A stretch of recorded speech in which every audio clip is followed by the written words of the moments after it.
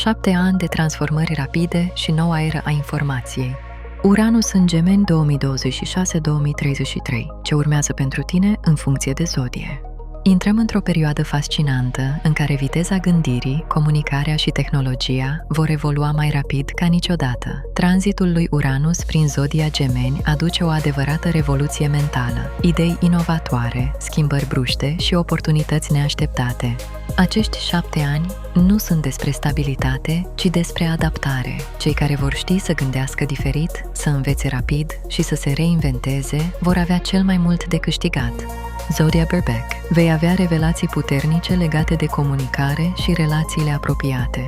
Noi proiecte, idei și chiar schimbări de direcție profesională pot apărea din senin. Zodia Tower. Se schimbă modul în care privești banii și siguranța. Pot apărea surse noi de venit, dar și lecții despre independență financiară.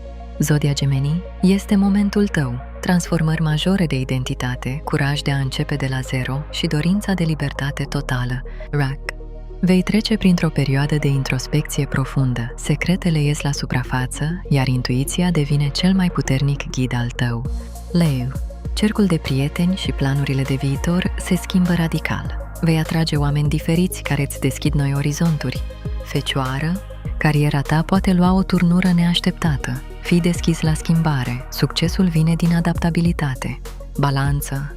Dor de libertate, călătorii și învățare. Îți vei schimba complet viziunea asupra vieții și a credințelor tale. Scorpion. Transformări intense emoționale și financiare. Relațiile devin mai profunde sau se încheie brusc. Săgetător. Relațiile sunt în centrul atenției. Apar oameni noi, diferiți, care îți schimbă perspectiva asupra iubirii. Capricorn. Rutina zilnică și stilul de viață se schimbă. Poți descoperi metode noi de lucru sau chiar o nouă direcție profesională. Vărsător. Creativitatea explodează. Iubirea, pasiunile și proiectele personale devin imprevizibile, dar extrem de interesante. Pești. Schimbări în familie și locuință. Posibile mutări sau transformări importante în viața personală. Mesajul acestei perioade. Nu te teme de schimbare. Lumea evoluează rapid, iar tu ești invitat să evoluezi odată cu ea.